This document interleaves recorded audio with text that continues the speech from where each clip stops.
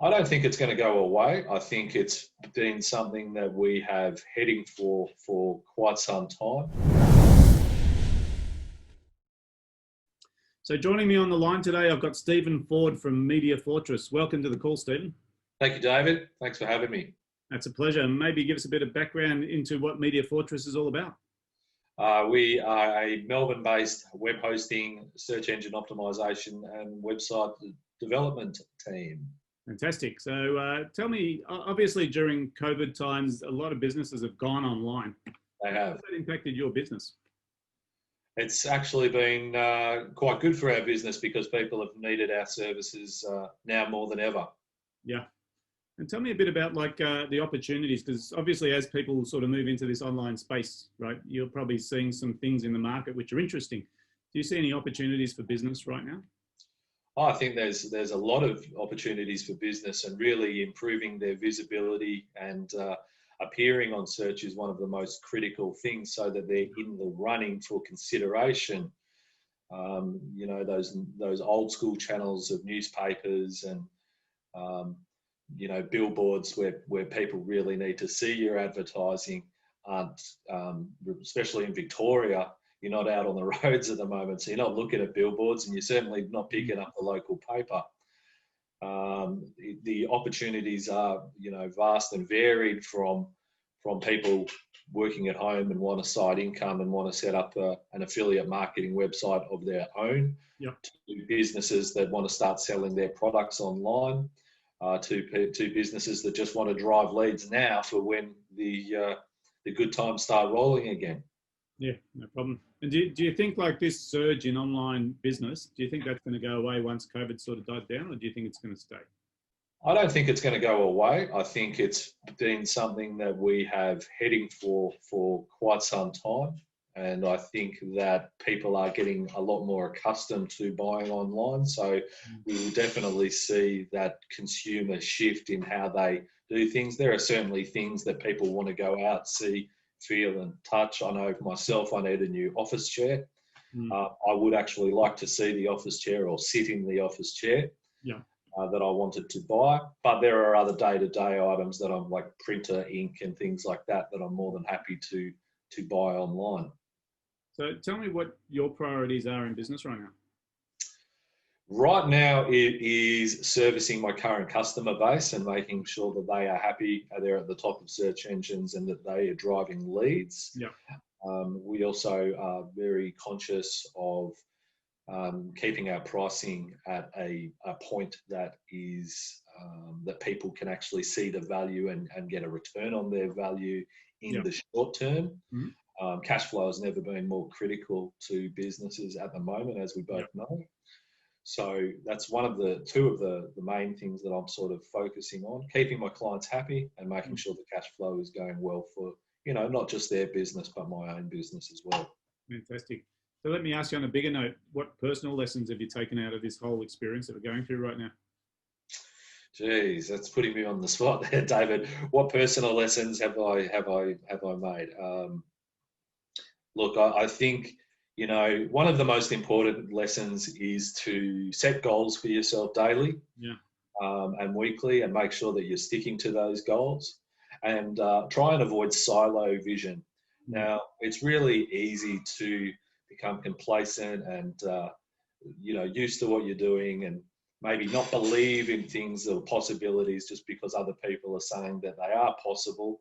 But sometimes you just need to do it yourself, trial it, test it.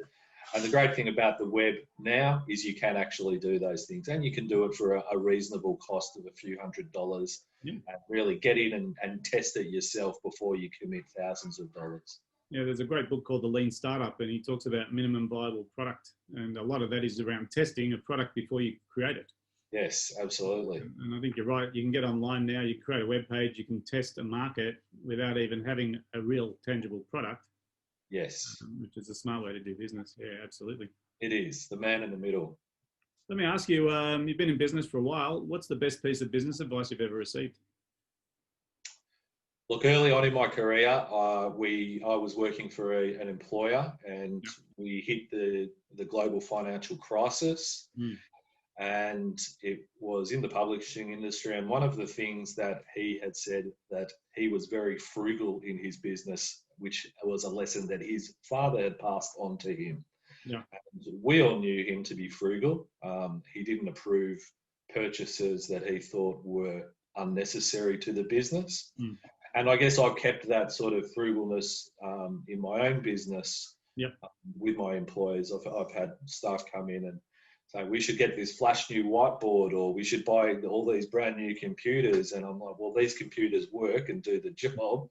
We're not going to buy those quite yet. But if you can actually give me a business case for us needing that, then I might consider it. Yep. So, be frugal, but, test everything as well. Absolutely. You're not going to know about something unless you test it, and there might be a good case for getting those new computer systems. Yeah, and I think you touched on it. I always say to clients, don't ever spend $1 without expecting a return in business. Absolutely. And that's one way to be frugal, because I'm happy to spend $1 to get 2. Oh, or even to get 5. Or 10, or anything like that. But even $1.20, right? But the trick is to be aware of being an investment versus an expense, right? That's right. And I think, with Media Fortress, I started with a $12 domain name and an $80 hosting account per month. So, if for under $100, I was able to start my business and grow it from my then lounge room to the lounge room I'm stuck in at the moment. But back to the office as soon as possible. Yeah, fantastic. Let me ask you, books, business books, anything educational, motivational, anything sort of resonate with you?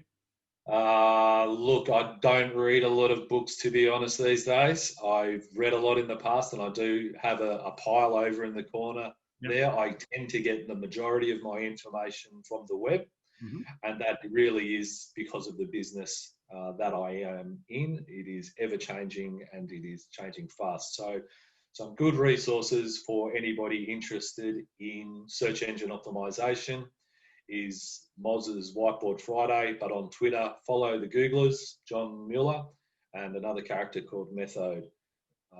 They are the Google mouthpieces, and so you can get a good understanding of what Google is after following those, and other publications like Search Engine Journal and forums like Web Hosting Talk and things like that are more than enough to keep me busy and up late at night. Fair enough. Well, one last question for you, Stephen. The number one piece of advice you'd give to someone in business right now? Just do it. Just do it. If you're thinking about something, you've got the resources, you've got the knowledge, just do it.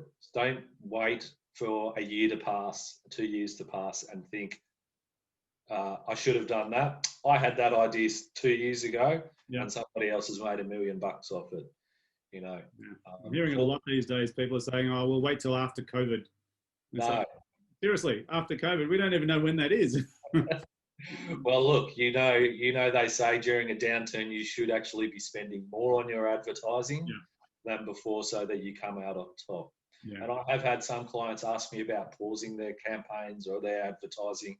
I've said, you can if you want, but in all truthfulness, the companies that spend during a downturn are the ones that come out on top at the other end. Yeah. So that is something that I think a lot of business coaches will say too.